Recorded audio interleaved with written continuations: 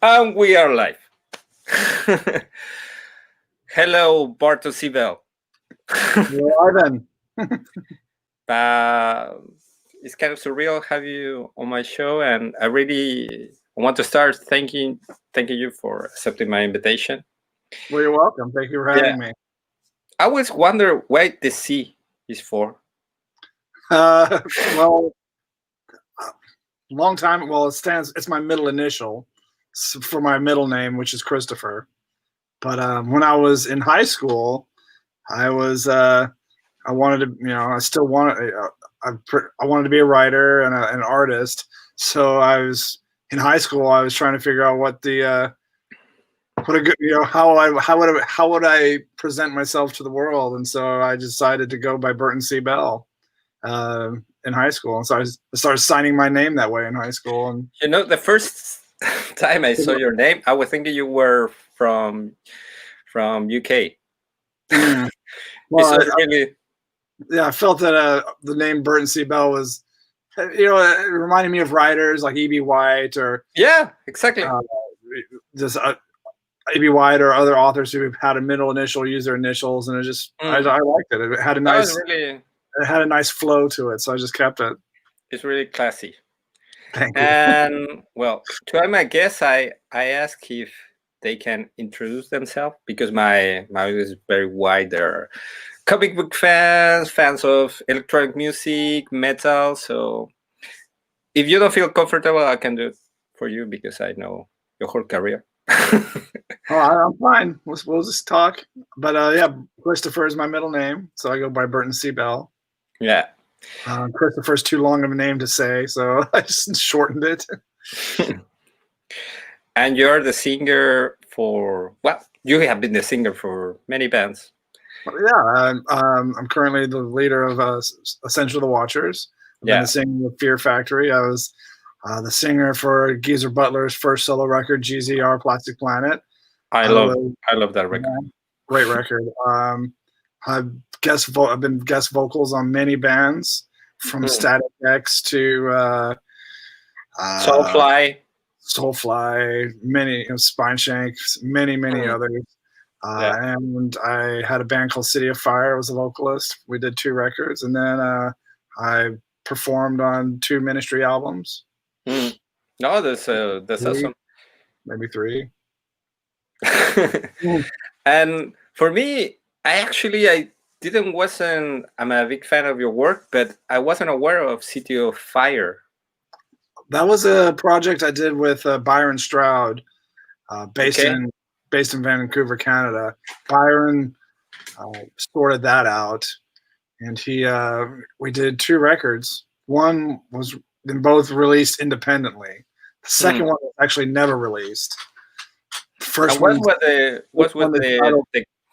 the first album title is self-titled City of Fire, and the second album is called Trial Through Fire. And the second one was never released, and that just kind of fell through. Just bad management. But that was at the same time of Ascension of the Watchers, or before or after? Well, during. The Watchers started in 2002. And I did a record. I did an EP with the Watchers, and then I did a full album with the Watchers, and then that album came out in 2008. And I did a City of Fire record in 2009, and then 2013, maybe. And no, I remember when you first released the project, because I have been always a big industrial. You like industrial? Industrial fan, since the more electronic stuff to more metal, and there were always I was looking for something new, and when you released this, I think it was an EP at the beginning. Iconoclast, EP Iconoclast. And I was fascinated by an interview when you say that you were inspired by dreams, by your dreams. Which is true for a lot of my writings. Dreams inspire me. Observations, obviously, as a writer. of life and how it affects me in my life in my life. So, but dreams became I've always been a big proponent of my lyrics from the very beginning. Yeah, but for example, for that specific project, like, because on my head, well, I was a teenager, was like, yeah, he had this dream to make this project, like it's like a dream that triggered the whole project, something like that. Yeah, it was the dream I had, like in 2000, 2001, and there was this dream I had that kind of inspired the whole project, where it was actually, it's true. It is true. Wow. There was part of the dream was an image of a tree being lit up, and there's a shadow person behind it. And as time went by, and I was working on the Watchers, and it wasn't until I took this photograph that really brought it all together. And the photograph ended up being the album cover for Numinosum, because that was my dream. That image was my dream. So and I had that dream 2 years before. Well, no, 3 years before. That's crazy. So so Ascension, and why is Ascension of the Watchers? Well, as I was writing, when I started writing music, and I went to Pennsylvania to work with John to get my ideas together, I just had, I had no idea of what it was going to turn out to be.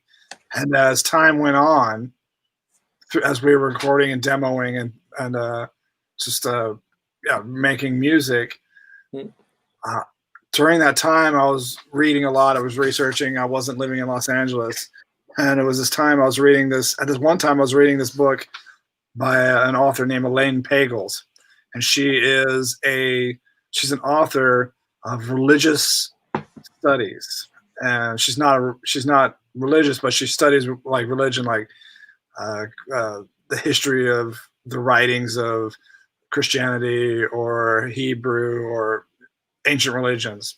And she wrote this book about the origin of Satan, and in this book there was a part about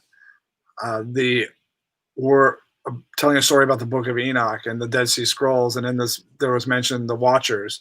And so I was very fascinated by that. So I started reading more about the Watchers, and the Watchers were these angels that abandoned heaven to go to earth, and they fell in love with the women on earth and started breeding. And for some reason it resonated with me. There's like these fallen angels that are falling in love with the beauty of the earth, but because they fell in love with the beauty of earth, they were banished from heaven forever. So it resonated with me, and I just started calling the project the Watchers, and that evolved into Ascension of the Watchers. So over time, but it's all about things I read inspire me, and the way my mind reflects on my life and how I relate it to everyday life just became part of my artistic process. And I don't know, you get inspired by which one are your favorite authors? Because I know all the people know that you also write. My favorite authors, depends on the book. Elaine Pagel writes. She's written some good books, but over time it depends on what I read and what time period. I guess it's like with music. You get inspired all the time. I've been influenced by George Orwell. I've been influenced by Philip K. Dick. I've been influenced by Ray Bradbury. I've been influenced by Edgar Allan Poe. I've been influenced by Primo Levi. I've been influenced by Alan Moore, who did The Watchmen. Yeah, all sorts of, depends on the book, and really depends on the time period. Sure. What's his name? Who wrote Even Gene Roddenberry, who wrote Star Trek, I've been influenced by him, or another sci-fi writer named what's his name? Oh, I can't remember. It's okay. You say enough names. But there's plenty of authors out there. Yeah. Even Nick Cave, his stories are highly influential. I even thanked Nick Cave on Soul of a New Machine as an inspiration. So really? the idea of storytelling in music has always been a part of my growth, really. No, that's really cool, because sometimes I think, especially metal, but no, Ascension of the Watcher is not metal, but generally metal, lyrics get lost a little, you know? And I always find fascinating the way you write, and of course we can feel you're a writer. You don't fall for the same kind of structure, like destruction, death, blood. No. That's not me. I like to tell a story. I like to portray the world as I see it. However, I also like to convey an air of a sense of positivity or hope at the very end. And I've always had that. I feel like I've always had that, and I believe that's part of a storytelling. I believe that's an essential part of storytelling, where you have you're telling about it, you're describing a world, but what about this world that you want to do with it? And for me, there's hope of change. Yeah. Even if your lyrics were really aggressive and everything, for example, with Fear Factory, you always give if you read the lyrics, because the people read it, you can feel a sense of hope, Yes, absolutely, and that's important to me. Yeah, it's not completely nihilistic, No, not completely. If I was completely nihilistic, that would make me inhuman. Yeah, of course. So, can I ask you a little how you start? You first were a writer and then a musician, or? No, I was a writer first. I consider myself an artist first. I started practicing my writing skills in high school. I have journals and journals of poetry, of synopsis of the world and the way I see it, or just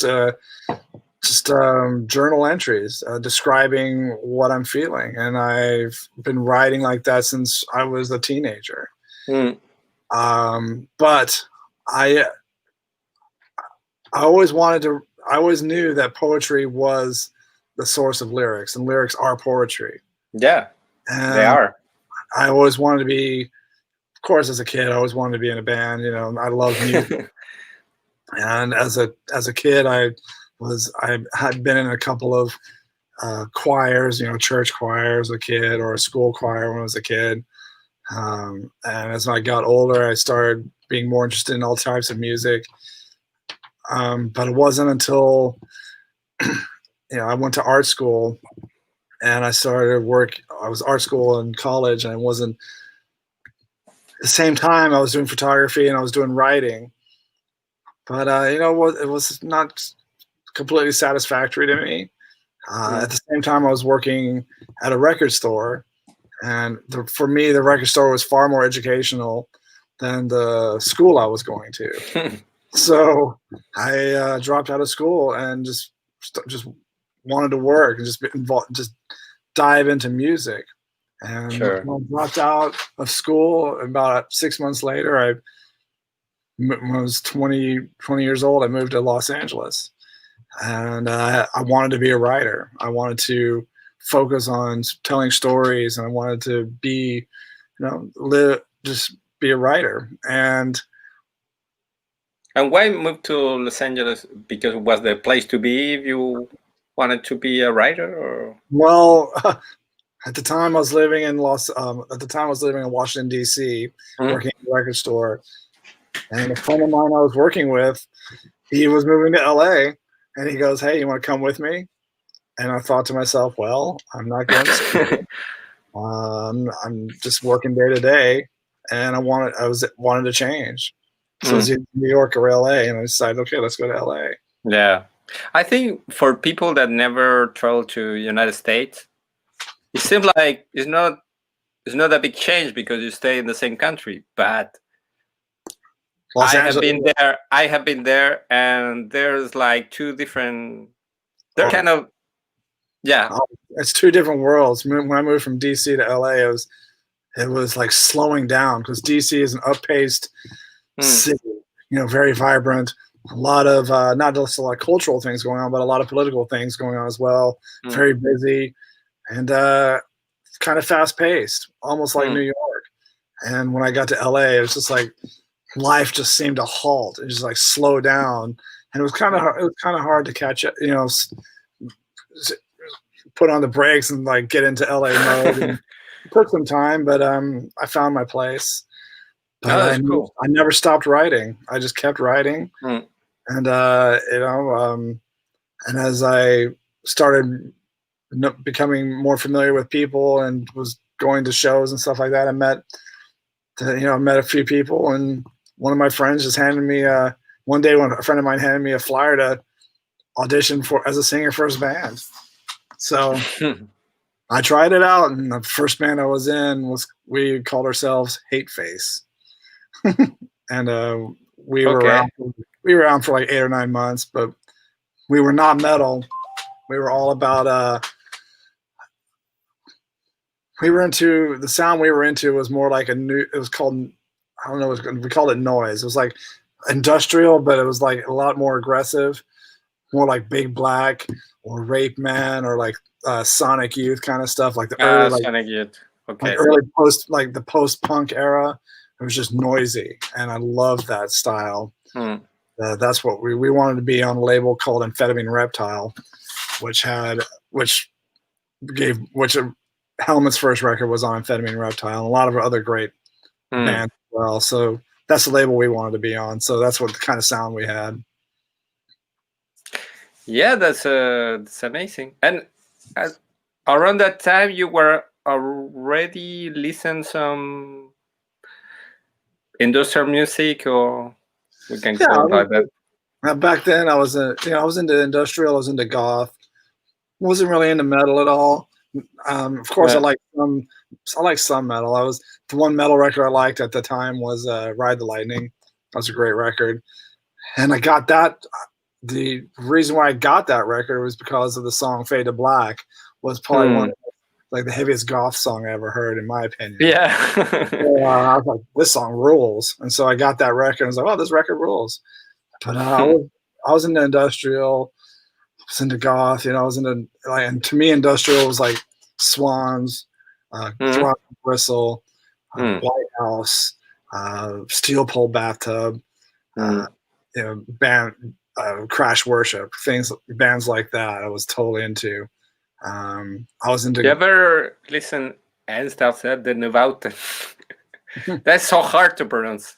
I was into Einsters and Neubauten. Lots of other bands, but that's what I was really into. I was into that sound. Yeah, that's cool because sometimes young people talk about industrial and they think it's Rammstein. They don't know that there was a whole culture before. For example, Die Krups. I don't know, Die Krups? Yeah, German, good guys. Yeah. And for me, they kind of create the style that Rammstein, or even Nine Inch Nails. Yeah, Nine Inch Nails. Well, Nine Inch Nails, you heard the first song of Tom Reznor. He get really influenced by Ministry. Absolutely. And Revolting Cocks was around before that. Yeah, so he was influenced by Ministry. Al tells it.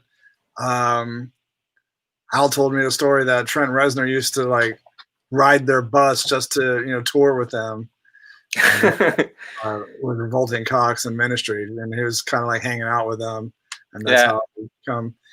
But for me, I was a fan of Skinny Puppy before I was a man of ministry. Before I was a Skinny Puppy was a big influence as well. I love that sound.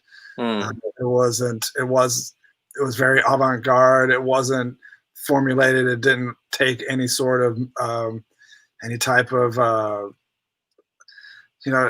it wasn't formulated at all. It was just free music to me, and the sound of it was just amazing. And so the early Skinny Puppy really took from Throbbing Gristle and bands like that. They took it into a more of a mainstream kind of thing, which I was really into. Cleanse Fold Manipulate's still an amazing album. Yeah. No, Skinny Puppy, they were really unique. Well, they still are, because they're kind of that. There's an structure, but it's not like the first album. There were no structure. There was no structure like a typical song. That's right, and I believe it was Skinny Puppy that influenced Ministry to move in that direction as well. Yeah. At the end, everything is connected. It was just connected, at the level, at the underground level. Absolutely. Yeah. And Frontline Assembly. How you get to know them? Well, that was through the label. Really? I knew of Frontline Assembly, but I'd listened to them a few times, but I didn't really become familiar with them until they started working with us. With Roadrunner. At the time, they were on Third Mind, which was through Roadrunner. Yeah, and it was that connection when we were telling Roadrunner that we wanted to do a remix. They go, well, we got this band over here, and they go, it said Frontline Assembly. I was like, oh, I know that. I knew of them, but I wasn't completely familiar with them. Ah, okay. No, because you mentioned Skinny Puppy. Believe was a former member. He was a Skinny Puppy.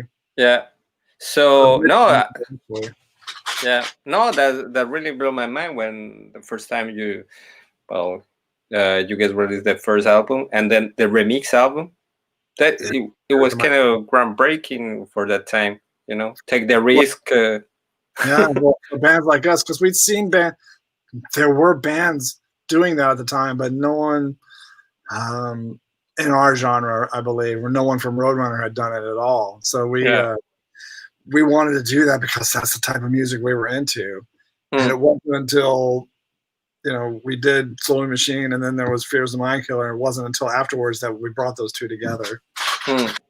Yeah, no, that's great. But because I think it's hard, it takes a little time that in the metal community they accept keyboards, right. Because there were keyboards in metal. For instance, there was that band Nocturnus. Yeah. Their singer was playing keyboards in front of the stage. He was the keyboard player as well. Yeah. That was the exception for me. Because most of the metal guys no, keyboards are for pussies. But then when I don't know, with Ministry and Nine Inch Nails start to blow up, and you guys, people start to say, "Oh fuck no, keyboards are the shit." They really enhance the sound. Yeah, of course, it's like with any instrument. Absolutely. And but I would like to ask you the not usual questions because have you been published? Because as a writer. No, I have not. Only through the albums, but I've never published my own book. You have tried, or you feel like keep that for yourself? Well, actually, I did publish one book, and that was the Industrialist graphic novel. Yeah. But that was self-published. But it's. I want to publish something when, I will publish something, but it's I'm working on various stories right now. Okay. So it's difficult. Publishing stories is harder than publishing music. Really? Yeah, because it's as many bands that are out there, there's just as many writers who want to get their story told.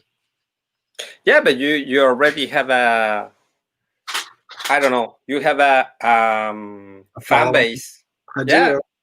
a fan base that if you, but well, maybe it depends on the subject, of course. But Will you happen.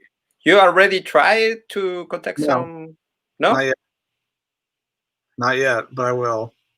you are like very how I say, like exigent with your writing. I'm very. I hold on to it.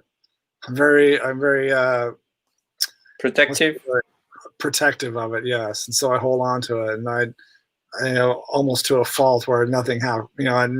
I won't release it at all because I don't feel it's good enough.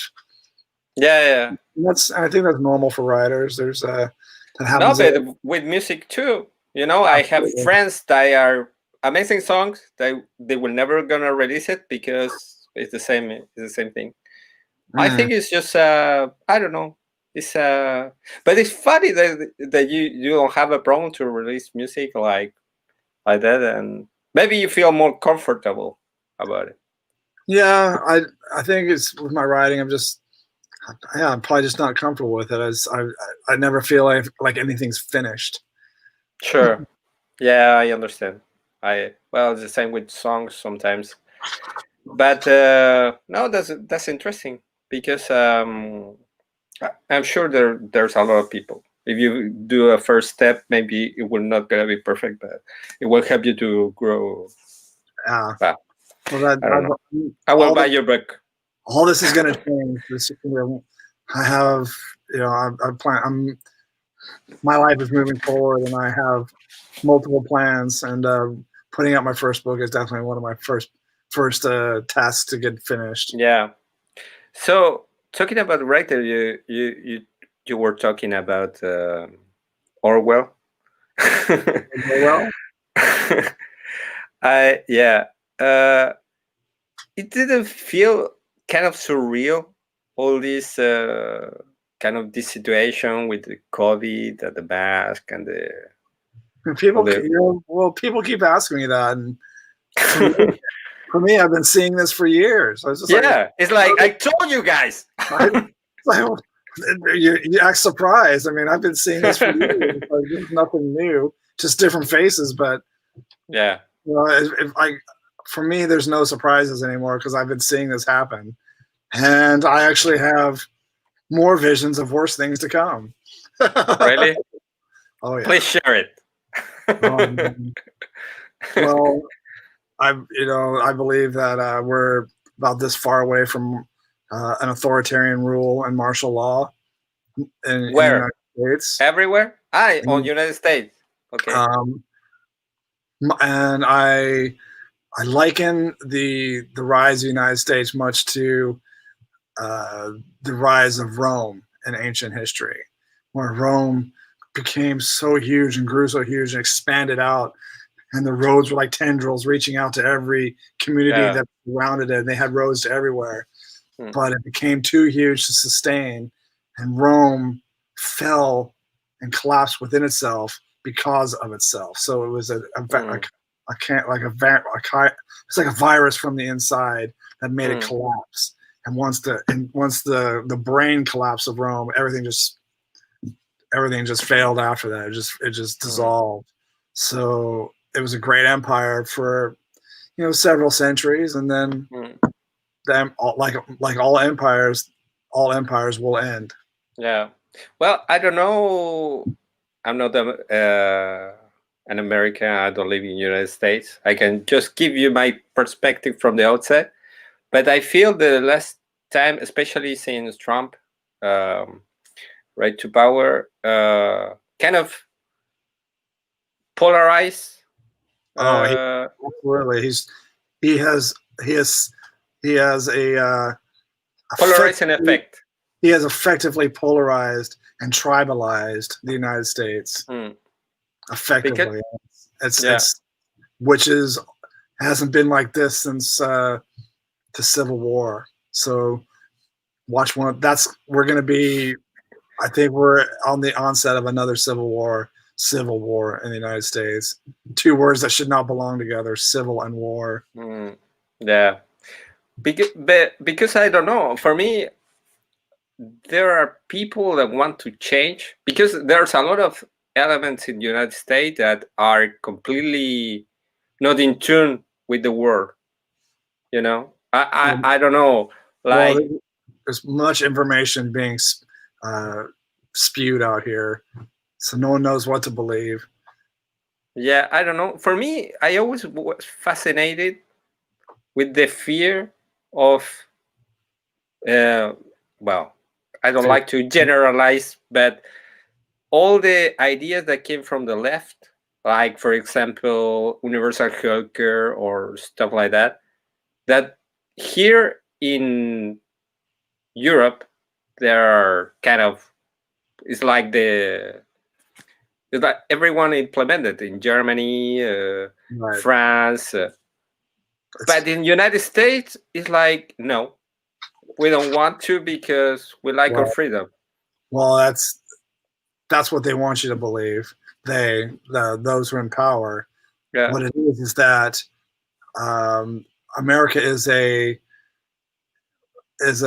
plutocracy where it's run by money and only corporate interests. So it's the corporate interests, like the lobbyists, like the insurance companies, that keep this country running. So they spread misinformation about what healthcare actually is, and what it can actually do for you. So they spread information saying it's socialism, whereas they're making socialism seem like evil.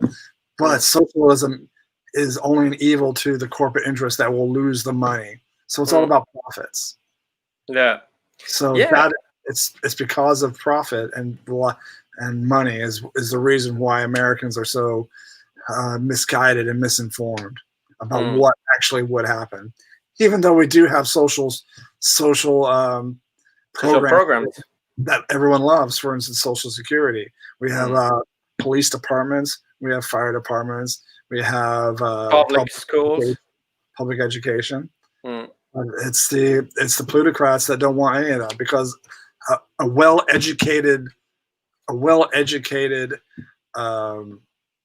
society will realize the greed that the government has been under through corporate interests. But I think they don't want an educated society. I think that especially the young generation, they are realizing that, you know, the problem is that they are kind of, I don't know, it's like they discover something new, so they are really excited, and sometimes they how can I say, they have too much enthusiasm. So when they say, "Ah, but you don't support us, so you are evil," you know, it's like very much like the world. There's a short attention span. Yeah. So they're very they're easily distracted by another issue. Yeah. And that's the point and that's part of the point of media, is to distract you from the real issues. But I think especially with this generation that, well, I don't know, how old are you? I'm 43. And yeah, we didn't grow up with cell phones, you know? No, we did not. We developed patience, you know? Yeah, we had to remember phone numbers.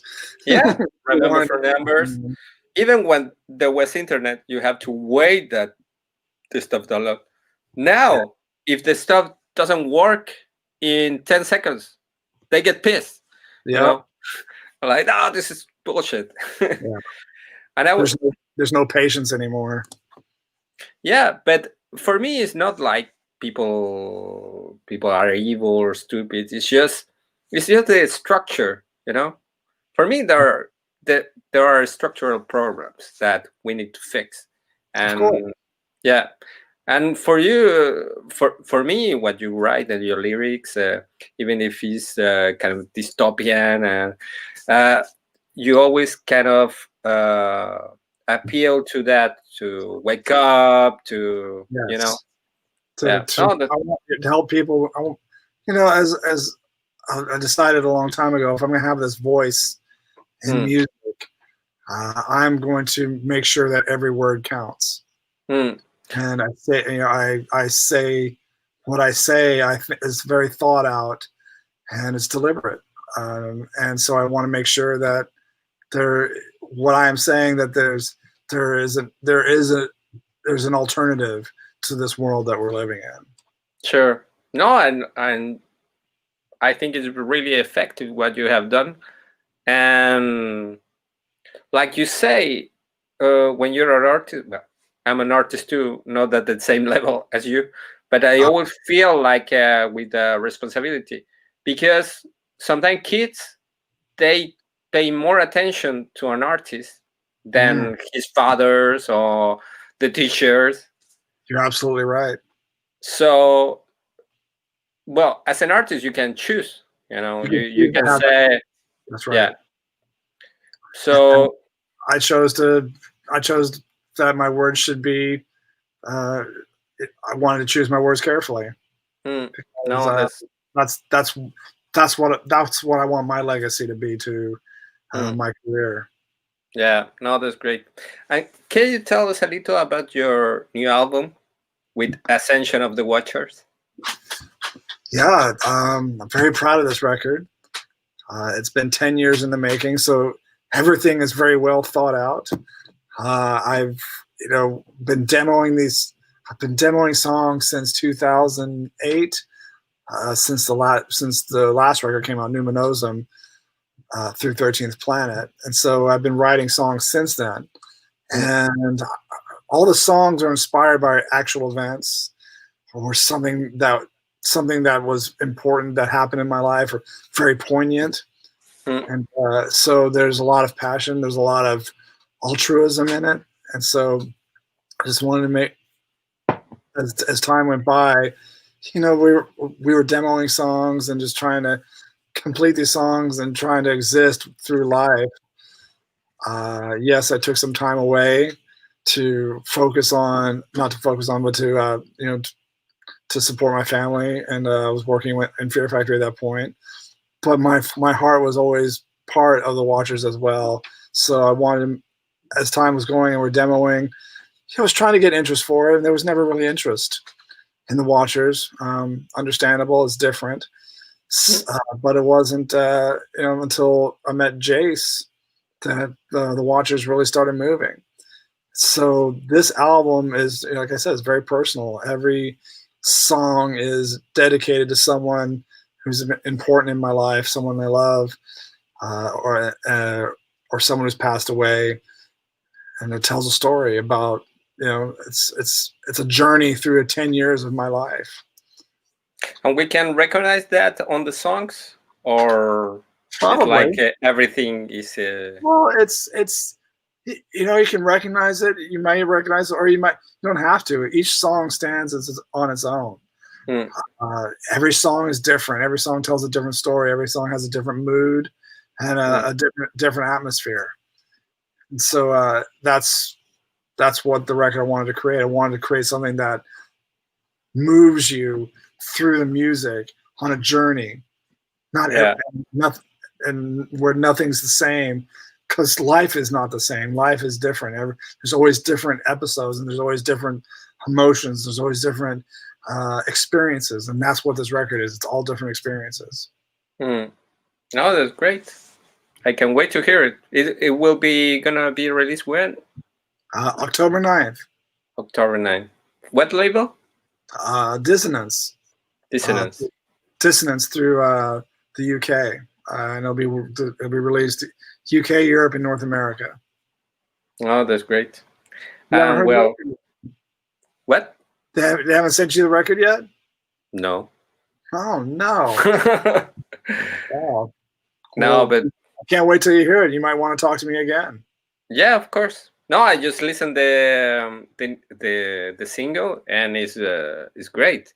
Oh, thank you. I'm very proud of Ghost Heart. It's that song is the most energetic song on this record, and it was the last song written for this record, actually. And the inspiration for the video? Well, it's the inspiration. So I did not create the video. We wrote the song, and this artist we've been working with since 2008. His name's Victor Hugo Borgia, and he's Brazilian. And we became friends. We were introduced through Edu Musi, who was he's been part of the Watchers. He's a guitar player for us for quite some time.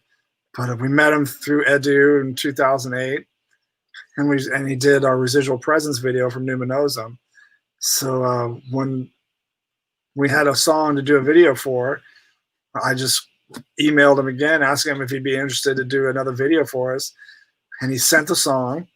I sent the song to him, and he loved it. So we made it a point to make it happen. And all he did, since he's already a filmmaker, well-renowned, now he does very well for himself. He works for Discovery Channel and National Geographic and Cartoon Network.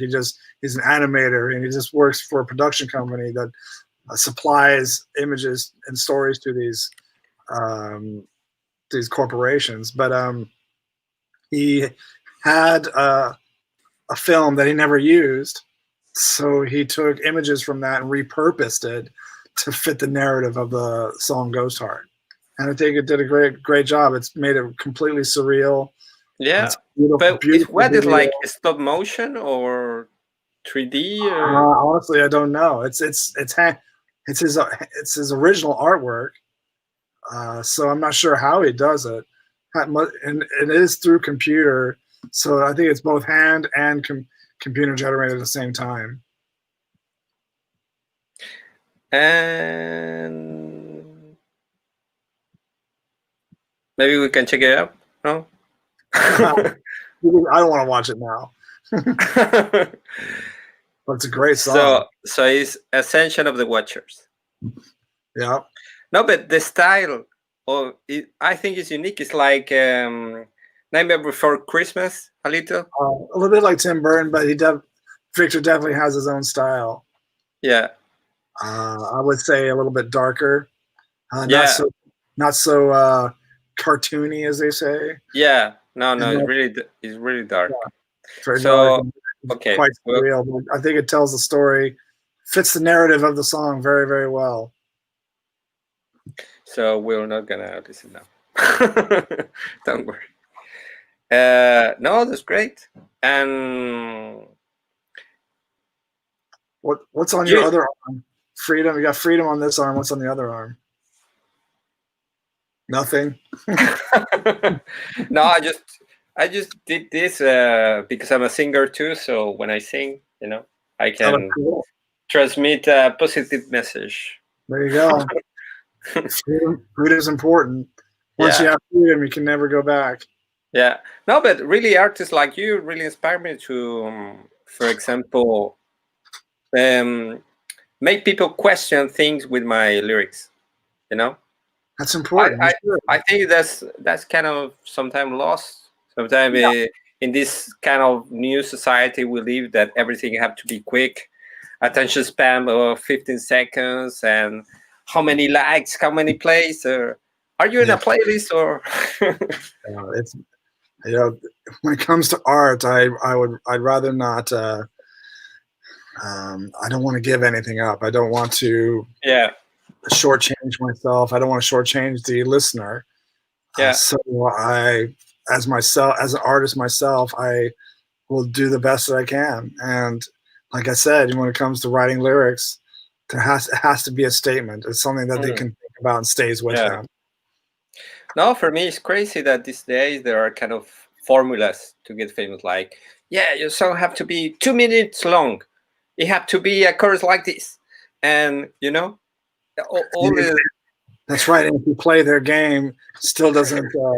It doesn't help at all. You play their game and it won't do you any good. Because if you play their game, you're already compromising your art. Yeah, of course. And I love that you see yourself as an artist. I always have. I mean, that's why I went to art school. I was always an artist growing up. I was always attracted to the arts, be it painting or photography or music, writing. I always knew that was going to be my path in life. Yeah, no, that's amazing. And I lost my train of thought. No, I wanted to ask you about science fiction because I'm a big fan too. Sure. And I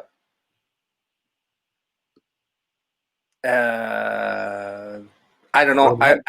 I wanted to ask you about your favorite. I don't know. Are you a fan of Star Trek, for example? Of whom? Star Trek? Yeah. Oh yeah. Love Star Trek, even more so than Star Wars. It's not the same. Even if the people make the comparison, for me, they're so different. No. The first two stories were the best stories of Star Wars. That's being the first movie, and then The Empire Strikes Back.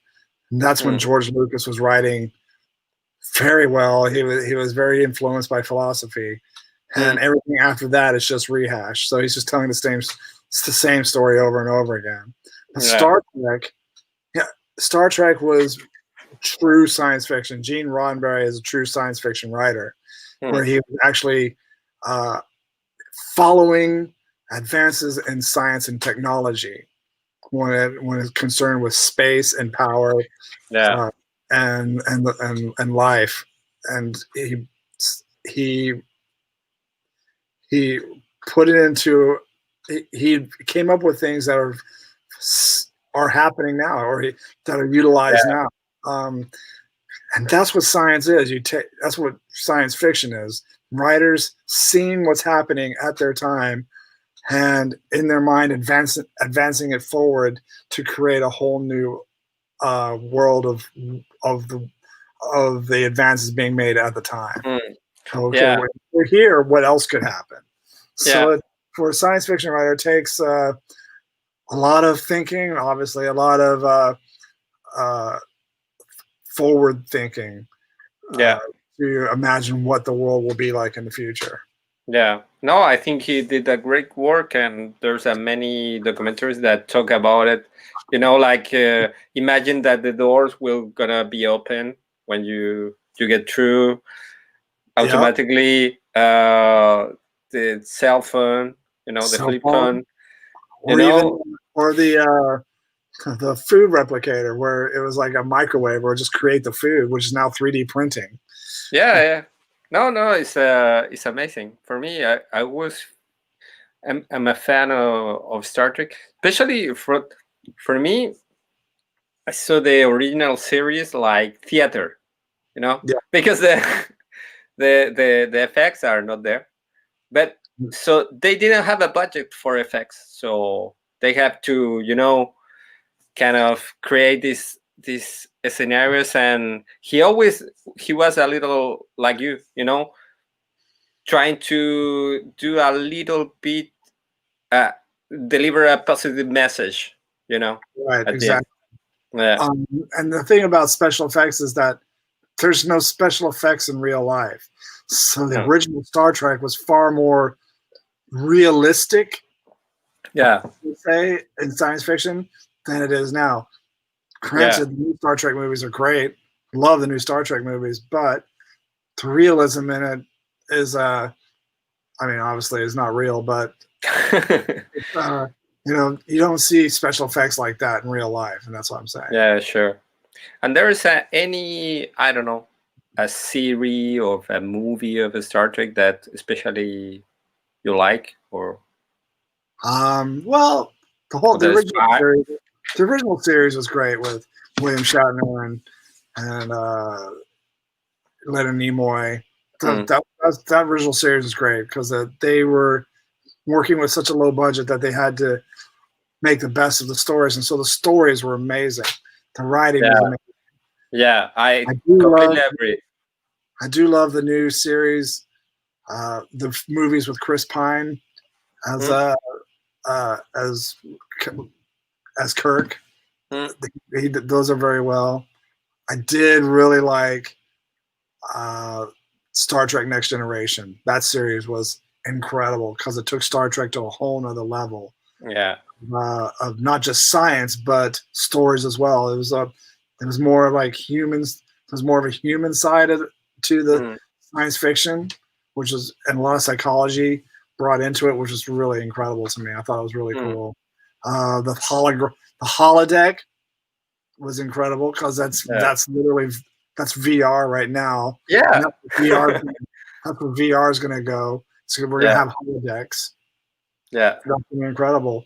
I do believe that the idea or the concept, the theory of what's it called when they beam you up, teleportation. That will be a reality probably in 100 years.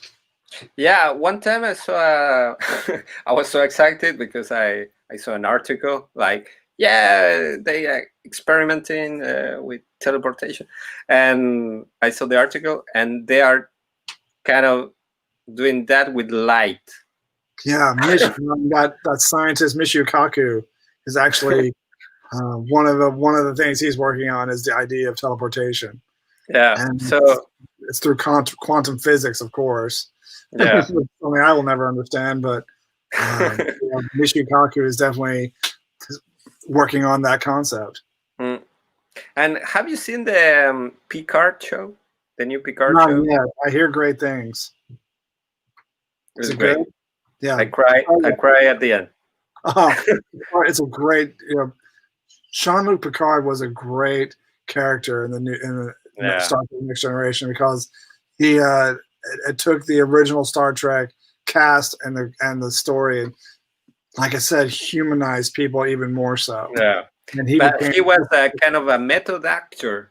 You know, he was a serious theater actor. So I don't know if you can see some documentaries. He was in one of my favorite movies, the movie Excalibur.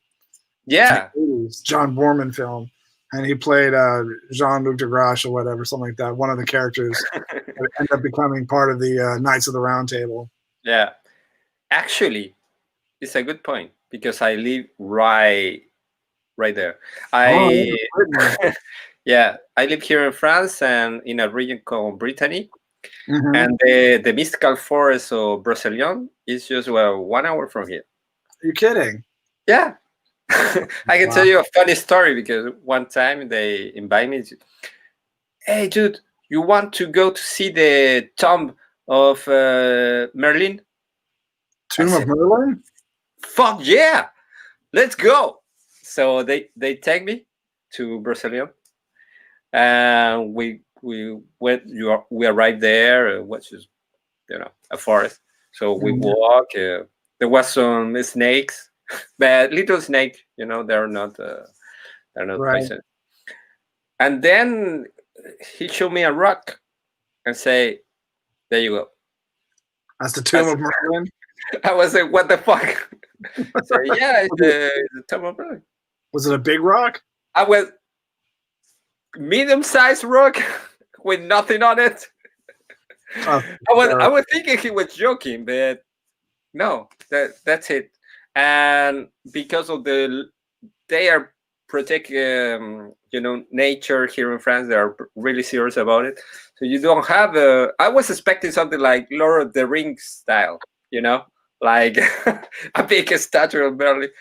But no, they don't have the right to build something that's gonna pollute the forest. And oh no, well, that's interesting. Yeah, that's Brasilia in Brittany, right?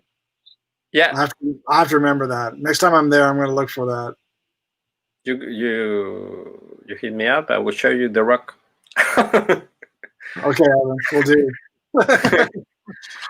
Sounds like a plan. So I don't know, man. I can keep asking you questions forever, but I know you're a busy guy, so I don't know how much time. We've been speaking for almost an hour. Yeah, so I think that's good enough. Okay. I really thank you for your time, and I'm looking forward for.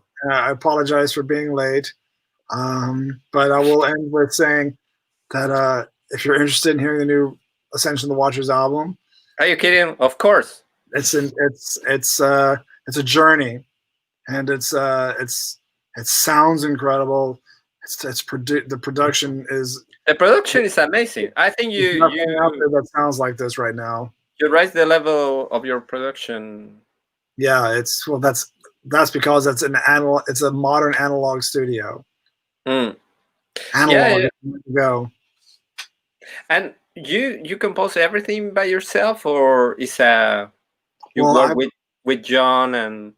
Well, I would write the songs, right? So when the songs come, I would come up with the songs either on a guitar or on a piano. I wrote all the songs except Hadu wrote Apocrypha, so he offered that song, but all the other songs I came up with, and it was just through on a guitar or a piano. And so when I would have these ideas, I would record these demo these ideas in either Pennsylvania or New York, where John or Edu lived, and then I would take these ideas and we'd build upon them. So John would, I would ask John, I hear this part, so put on some keyboards here, and or I'd ask Edu to play a guitar part, and we just build on the songs that I came up with.